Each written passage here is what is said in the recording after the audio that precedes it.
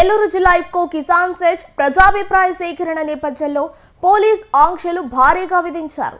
Nellore rural sub division పరిధిలోని police బలగాలు మొత్తం ఇక్కడ మోహరించాయి.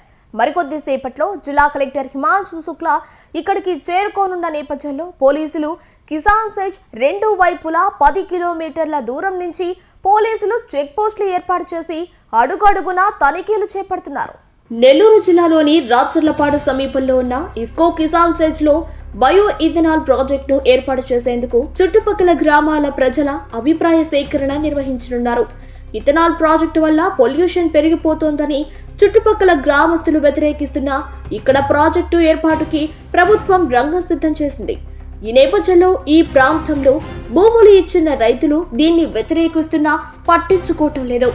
ఇప్పటికే వామపక్ష పార్టీలు దీనిపై ఆందోళన చేపట్టేందుకు రంగం సిద్ధం చేసిన పోలీసులు దీన్ని లైట్ తీసుకుంటున్నారు. ముందుగానే పోలీస్ ఆంక్షలు విధించి కిసాన్ సెజ్ లో బయో ఇథనాల్ ప్రాజెక్టుకు ఎవరు అడ్డు చెప్పవద్దని, సమస్యలుంటే ఏదైనా ఆందోళన చేపట్టొద్దని 3 రోజుల ముందు నుంచి ఈ గ్రామాల్లో ప్రజలకు పోలీసులు హెచ్చరికలు జారీ చేశారు.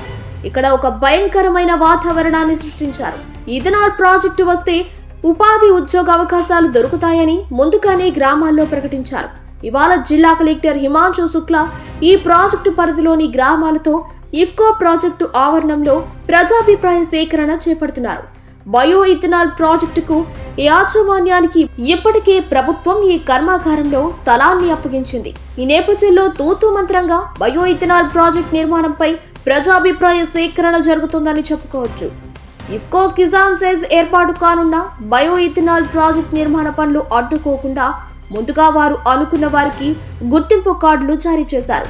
ప్రాజెక్టు వల్ల ఎంత నష్టం జరిగినా పర్వాలేదు, గ్రామాల్లో పొల్యూషన్ తో ముంచుకుపోయినా పర్వాలేదు అనే వారికి మాత్రమే ఈ కార్డులు దక్కాయి.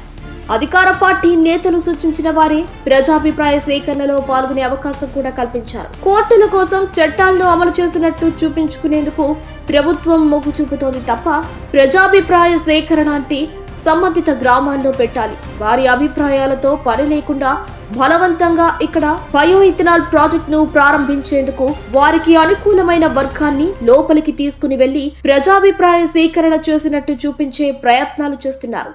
దీన్ని ప్రజాస్వామ్యంలో ప్రజాభిప్రాయ సేకరణ అనేందుకు అవకాశం కూడా లేదు.